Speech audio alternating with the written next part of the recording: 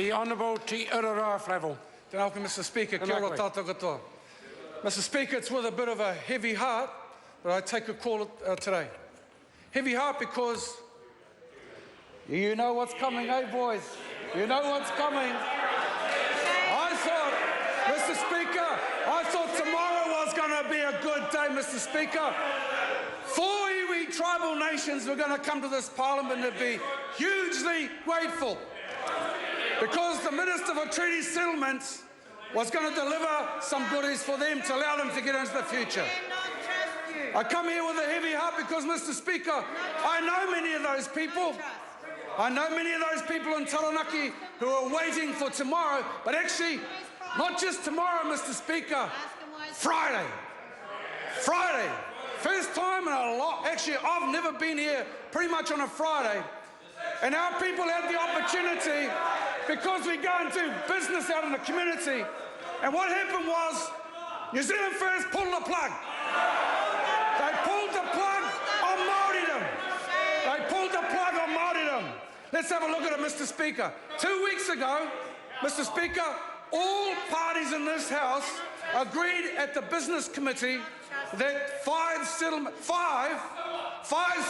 bills will be brought to this House this Friday. Hold on, yeah. So what? So what? They pulled the plug on it. They pulled the plug on Māoridom to allow them... Order. Order. A point of order, Clayton Mitchell. I'd just like to clarify for the House's record, we have not pulled the plug. This has nothing to do with New Zealand First. That's not a point of order. And if the member uses a point of order like that again simply to break a speech, I will deal with it very severely. The Honourable Te Uraroa. Thank you, Mr. Speaker. So Nārua Hine from Taranaki, Te Atiawa from Taranaki, my in-laws Taranaki iwi, Rangitane o Manawatu, Ngāti Kahu ki Whangaroa. Mr. Speaker, today they're hugely brassed off. Why? Because over 400 people were coming to Wellington from the far north, coming from Taranaki, coming from Manawatu. Why? Because they wanted their day in the sun, Mr. Speaker.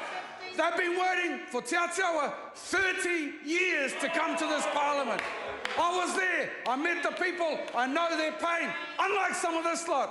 Unlike some of this lot. And so it's a huge disappointment, Mr. Speaker, that they've been let down, and they should never trust New Zealand First to back them, never trust them at all. Mr. Speaker, hundreds of people made arrangements to come to this House. They paid out of their own pockets. They organised their own transport, accommodation for 2 days. And you know what, Mr. Speaker? They're going to have to pay for it because it's all gone down the googler. Why? Because New Zealand First found some sort of technicality to decide they're going to pull the plug on Māoridom. So, Mr. Speaker, they could have done a number of things. Mr. Speaker, they could have done a number of things. They could have raised issues in the agreement in principle phase. They could have raised issues before the deed of settlement. They could have raised issues in the select committee process. They could have had an SOP, Mr. Speaker. And of course, they could have gone back to the iwi. They could have done all that long before yesterday. Oh, but no. We'll do it 2 days in advance. That's plenty of time for people, 200 plus people, to come from throughout the country to cancel their planes. So I say, Mr. Speaker, one party in this House should be absolutely ashamed of themselves today for what they've done for our people who have so much dreams and aspirations that they want to realise. But it's all held up because it's as if one party says, oh, we're changing the rules of Parliament. I don't think so. I don't think so. We're playing with the rules. There's only one party that's playing with the rules, Mr. Speaker, and that's called New Zealand First. Why? I'll tell you why, Mr. Speaker. Because they talk about this vote. They talk about party vote. Actually, pretty much most of us were going to go out and do community stuff that we're all asked to do, including, oh, maybe not New Zealand First. But anyway, the rest of us were. And it's common protocol, Mr. Speaker, to follow the course of action that was set out. But for one reason, and Taranaki and Manawatu have not been told yet by New Zealand First why they pulled the plug. So, Mr. Speaker, just to help us, I'll just take one quote. Here's the quote, Mr. Speaker. This is from Peter Moeahu. I attended Māori Affairs Select Committee hearings where submissions were heard, all of them in favour of the bill reading. Their member sat through the select committee process and at that time said there were no problems at all.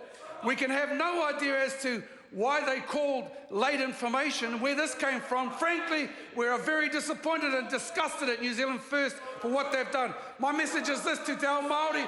Te ao Māori, kia tūpato ki tēnei ngangara. Kia tūpato ki tēnei ngangara, ka hoki mai ki te ngaungau i a koe. Kia ora tātou. Order. Order. I'm just waiting for silence, and I will hear the point of order. Yes, Speaker. That member's digging such a big hole, I seek for the House to give him extended time. Order. The member. Order. Member will resume his seat. The time for his debate is finished, and the member cannot seek leave on behalf of another member. The Honourable Stephen Joyce. Mr. Speaker.